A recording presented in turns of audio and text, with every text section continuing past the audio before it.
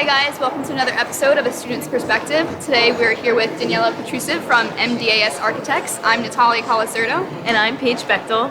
And today we'll be talking to her about how she got here and how she's come to become a great director and facilitator in the architectural world of design. So hi Daniela. Yeah, no problem. If you'd like to introduce yourself personally. Sure, my name is Daniela Petrusev and I am an architect at MdeAS Architects here in New York City. Awesome. So some of the, background people who are going to be watching this, as well as myself, don't have as much input on MdeAS as a whole, as much as Natalia does for having the opportunity to be alongside. But would you be able to introduce your firm just a little bit and then talk about whether their philosophy or background or what really drives maybe some of your projects or what you're interested in? Sure, with pleasure. MdeAS is a New York City-based architecture studio which was founded by Leon Moet and Raul de Armas nearly 30 decades ago actually, and the firm later expanded when partner Dan Shannon joined. And today, with our newest principal, Mike Zaborski, we have actually successfully grown into a firm of about 40%. We work in a very collaborative environment. And really our focus and design focus is on commercial office buildings, along with that lobbies and amenity spaces. Public spaces and everything in between. We pride ourselves in the way we work and the quality of design we deliver, innovative architecture, and really ultimately the thoughtful making of a space. We do a lot of repositioning in New York City. Certain projects kind of venture out of the city, like a lot of work happens in Canada right now. We kind of tend to tailor our approach to architecture also based on our clients and our clients' needs. And this in fact is one of the projects we have actually completed just recently, maybe about 3 years ago. It was a complete reposition of the space, basically the entrance to the building, right? It's a very prominent building. It's one of the XYZ buildings here in New York City. It's an extension of the Rockefeller. It's exactly plaza over there. So yeah. This is 1221 Avenue of the Americas. Yes.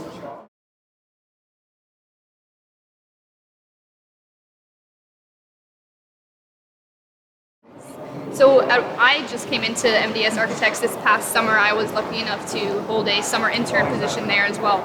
At what point did you come into MdeAS Architecture firm? Were you there from the start, or did you come in a little bit after? At what point? So I came quite after actually. So I've been with the company going on 15 years now. So I've been with MdeAS since day one, ever since I came to New York City. Okay.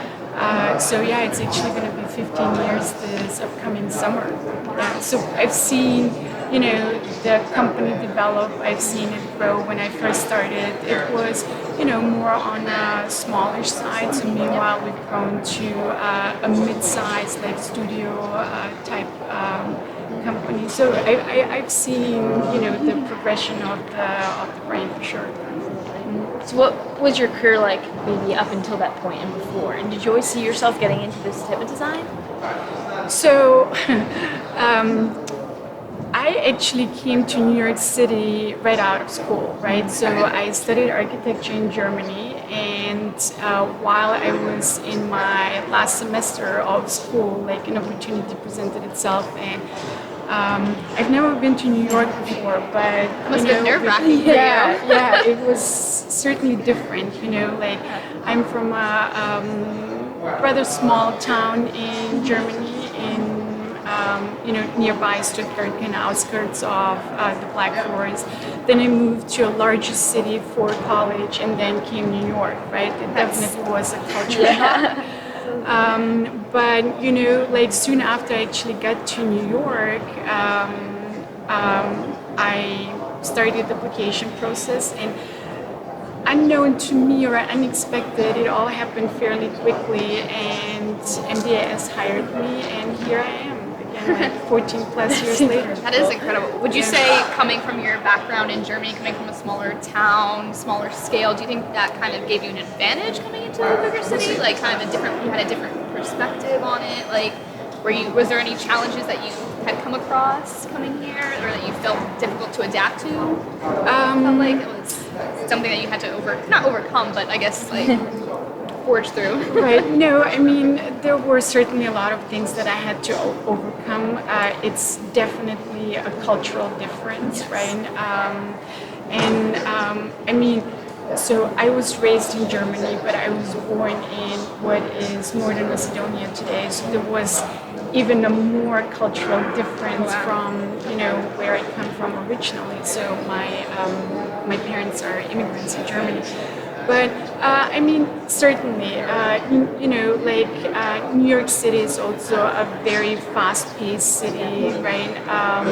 And just a cultural difference, I think, exists everywhere, whether it is in anything I do personally or just, in the workforce, right? It does show, but I do want to say that it's been a quick process in, kind of becoming a New Yorker And thinking about university over there too, what was that like to study there? And do you see any differences? Or like coming from our perspective, where we at least have our study abroad program where we get a taste of maybe observing in European countries. Yeah, European design. Yeah. I'm not sure that you can necessarily say the same for all university or all schools, right? But I do want to say, and this is me studying back 15 years ago, right? So obviously things have changed and progressed as well.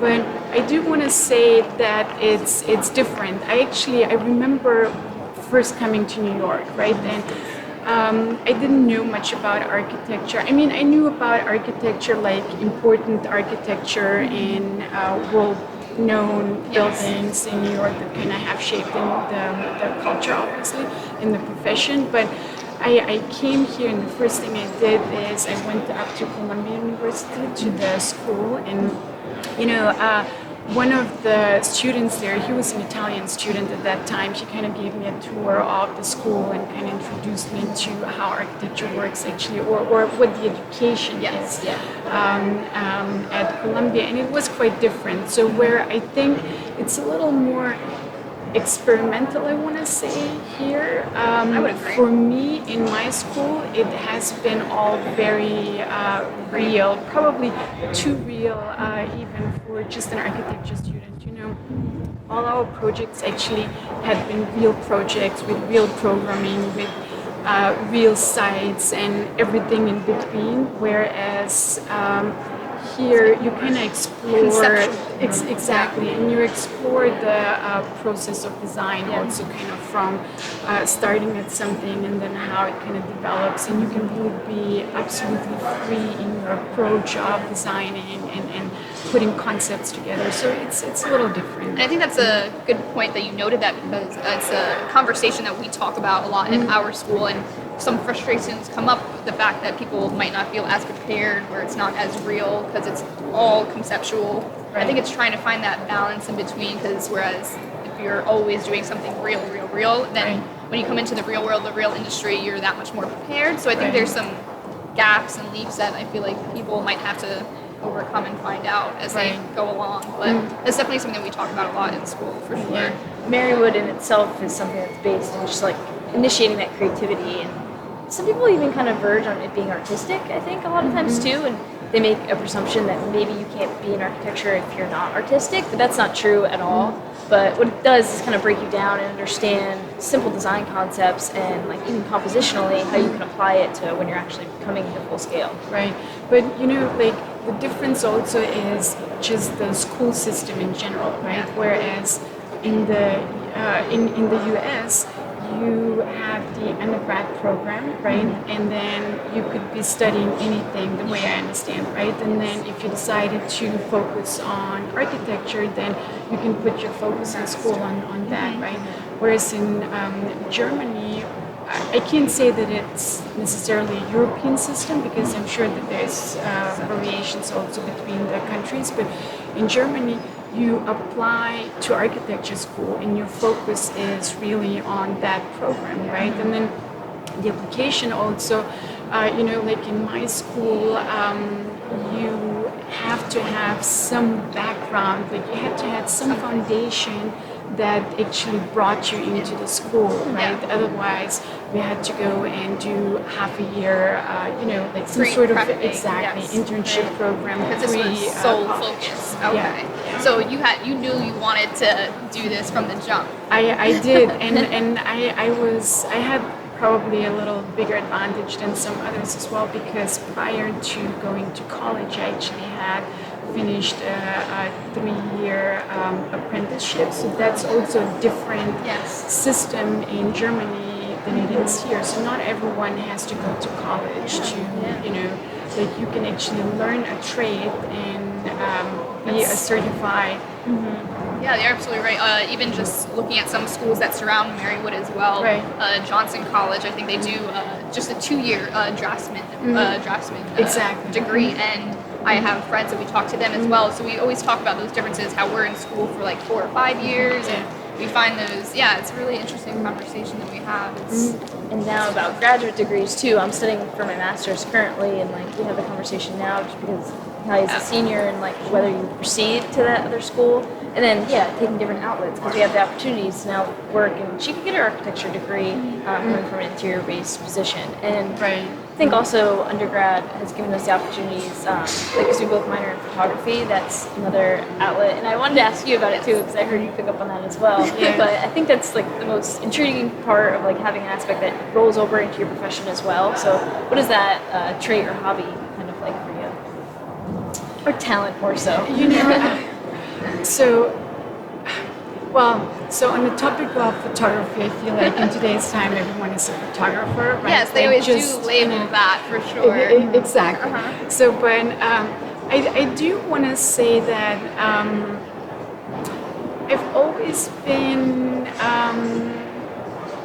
a little more creative than others, as a small child. Like I remember as a teenager, I used to always kind of bail my brother out in any like art project in school, right? And I think that has had definitely a big influence on me being in architecture, although it hasn't started that way. So it hasn't been, like a straight path, right? There definitely was a detour on me becoming an architect, but initially I wanted to, I passionately wanted to become a fashion designer, but then I kind of quickly realized, like the competition and the market, and this was in the 80s, mind you, right? Like, I'm not sure what exactly inspired me, but like a small detour and one thing kind of led to another. Like I had interior design came before architecture actually, but then, I guess fate in a way played a role of me studying architecture. That's good that you said that you have all these interests. Like when we grow up, we have all these interests. Like I knew I was artistically inclined and I liked art classes. And then I was just so happened to be thrown into an architectural drafting class when I was a freshman. And I took a liking to that as well, the detail and dedication it took to hand draft something. So throughout my sophomore and junior years of high school, I was kind of like trying to find a way to intermingle the two things that interest me, and I ended up falling into interior architecture, and that's one of the reasons why I chose Marywood as well, because they labeled it architecture as well, so I can now get my degree in architecture as well, but focused on the interiors. So I think it's about finding how to merge the two, yours with fashion and photography, and you have that edge, but how can you intermingle it to something that you really love and have a passion for absolutely. and drive for. I like the way you said detours, because I think that's so accurate within anyone's profession, where these different things kind of pull us in different ways. And I'm sure that creative side and that artistic side, do you still use that today? Do you see yourself, even whether it be like to use a pen or pencil, it still comes across your design process maybe at some point? So at our office, it definitely does, for sure. I personally think that, to your point with sketches and, right? So I do think that architects or designers in general need to know how to use a pencil. How to connect that line. Exactly, because this is, despite the digital technology today, and things kind of have changed along the way of how you present them. But there is still, like, in our office on daily basis, right? We sit at the desk or as a team in a conference room, and we have trays in hand, we have pens and pencils in hand, and we sketch. But you need to know that, you need to understand that, and there needs to be some sense for, how to exactly. I mean, people sketch differently, and there is no good or bad necessarily, right or wrong, right? It's just like in the architecture profession, that needs to be a given, I believe, right? It's a way like of in our office, one of the principals, Dan Shannon, he is constantly, and you may have noticed it actually during your time at the office, from watercolors to just, like black Sharpies, right? Like he's constantly sketching, to a point also where certain projects actually originate with just a simple sketch from Dan Shannon, right? And I think that's kind of a little bit the power of architecture and kind of like the design development as well. Really, I guess going off of that whole process, design process, I think it's important, not only working alongside you guys over the summer, I was able to see how not only how do you come up with a project, but how do you run a very well organized business and office. And I think that's something that MdeAS does very clearly and very neatly, or at least strives to every day. You're constantly trying to, how can we better the office life, how can we better our business, because I think they all kind of come in hand all together. And we had just came back from another interview as well, and we were talking about how do you make a sustainable business? How does your business actually thrive and be successful? And I think these are the key points that we try to know. So I think it's a very good question, actually, and I think what probably separates us from some other architectural companies also. So when I mentioned the size of of our firm earlier, it's almost deliberate, right, that we are the size that we are today. Like, given the work, we probably could add quite a few people onto the teams, right? But it's very deliberate that we are kind of like a studio-like environment, right? And the reason being is that we all work together and understand what the work is, who's working on what, how the developments are. So we are one large team instead of, kind of separating it. Exactly, branches that don't necessarily like mingle with one another, right? And then it kind of becomes a larger sort of machine to kind of navigate, right? And then I think the other aspect is definitely that there is people on the team, like the partners in our office, right? Like some are more design focused, others are more business focused, that you can understand also the business and what it takes to, manage projects, bring new work to the office, maintain relationships, continue networking and so on and so forth. So there definitely needs to be that aspect of this as well. I feel like that's all a matter of fact of being in New York City entirely too, and I think the power of the projects that you're able to have just so close to home base is really important as well. How do you think like the interaction, just really the fast-paced nature of New York City, how does that change the way you guys design and like the way you think about things that are outside of your even realm of being in New York when you're designing inside? I mean, being in New York and doing a majority of our work here is definitely, a major advantage to us versus, other firms.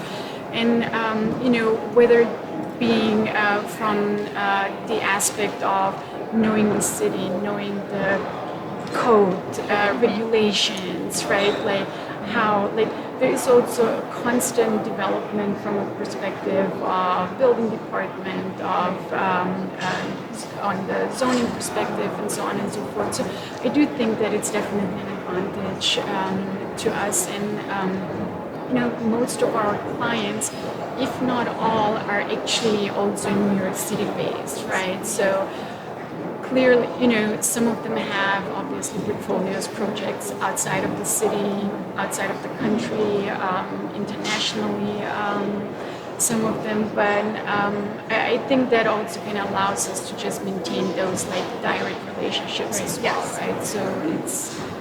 Yeah, we were talking about how important the relationships are and how important communication is in our field of work, how keeping up with somebody, constantly being on them, not necessarily about anything business related, but just actually keeping that personal touch with them so you're able to communicate better with each other and you understand.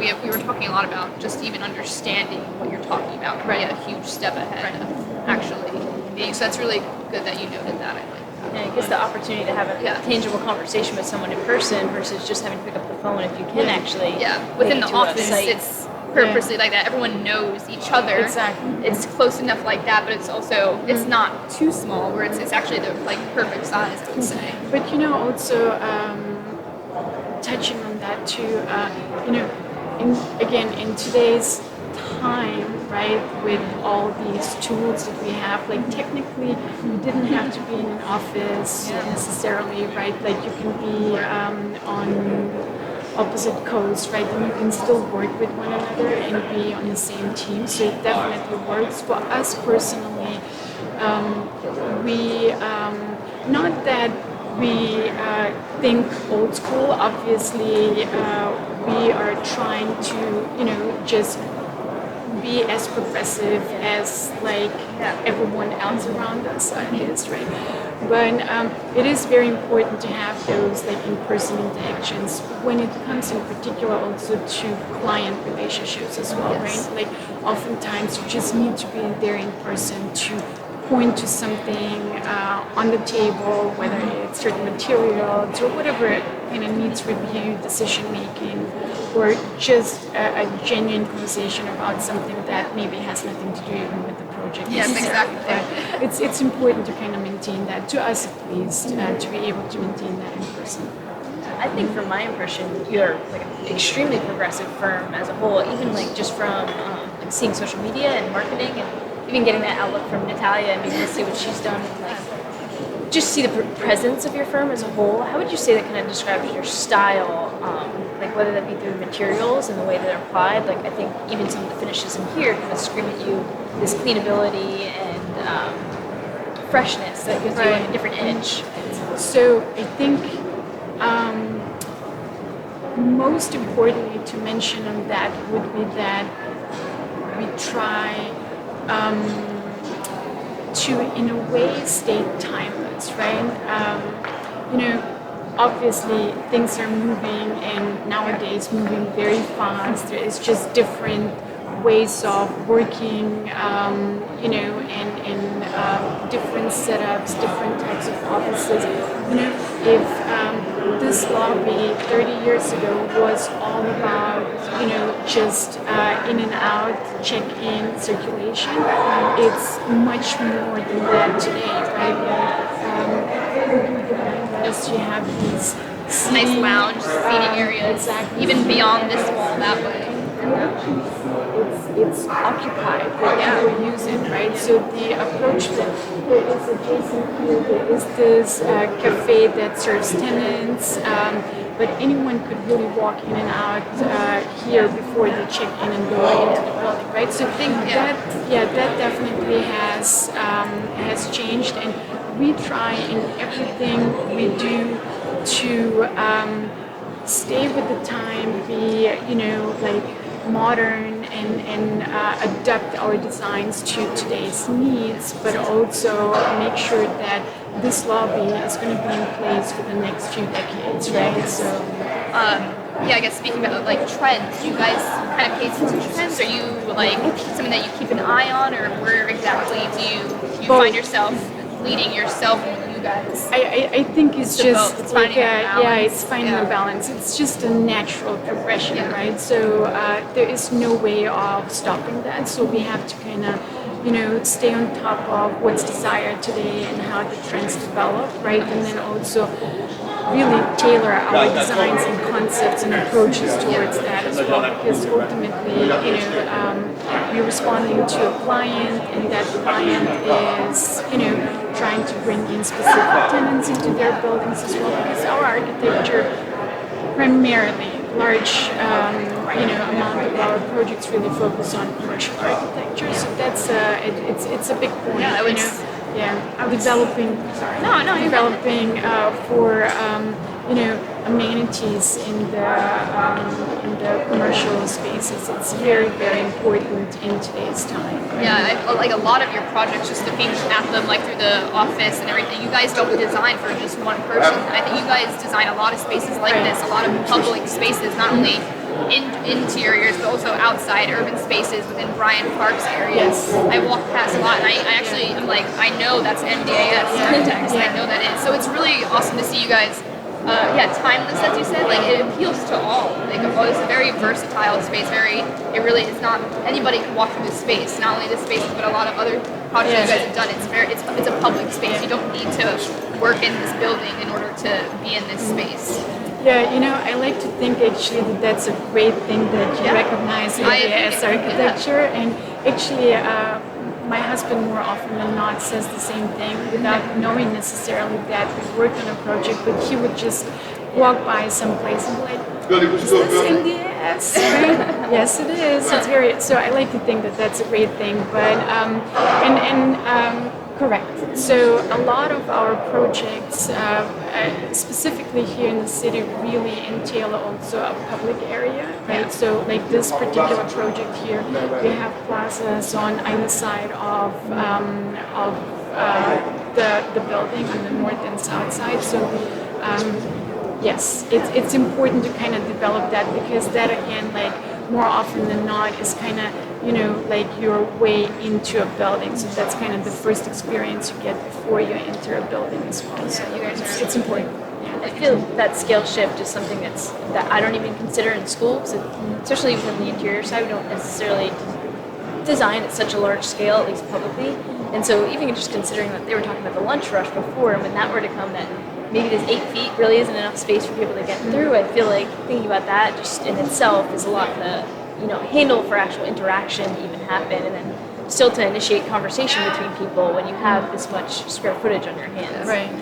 And to me, it seems like a really big space, but now with all like the certain areas of seating areas, it actually makes it a lot more personable, and actually people, and the fact that people are using it too. Yeah. So I think it's a good So just note, this particular space hasn't necessarily changed in scale. This is what it used to be before. I wish we had like a before image somewhere we'll here be to sure show to you include all. that, It's entirely changed how you experience the space and how it's being used today, right? Like previously, this area where we're standing right now was actually the security section of the building. So now imagine north and south entrances. Everyone is coming through this particular. So much disruption that happens. Absolutely, yeah. So it's really just, not just, but it's about like the planning and how to translate that into like what you've been given, right? The space you've been given. Yeah, especially as interiors, we talk a lot about just refurbishing what's already there, and I think that's what you guys do a lot. You kind of give that respect to the past by keeping as much as you can and then transforming into something new, but you can still recognize that this would be the same space if you take a look at those photos. If you're able to utilize the shell and then change the actual verb, what's actually happening in the space, I think that's incredible. And then it's exactly what we do, is to Try to do, and change the conversation and action. Thank you so much. Thank you for the conversation. Thank you for having me. It's a pleasure to do it in this place as well. Yes, it's beautiful. Yeah, it's really as I kind of mentioned earlier off camera, like in a way this is what this space was also designed for, right? Not that we had known that eventually we'll be doing an interview here, but it was meant for people to just kind of stop and have a moment, whether it's just opportunity. Exactly, right? Like whether you just wanted to have a quick conversation with someone before you entered the building and just went up to your offices, or if it was just a quick email or a phone call. And I'm glad we had a chance to be here tonight. Thank you so much. This has been another episode of A Student's Perspective. Bye.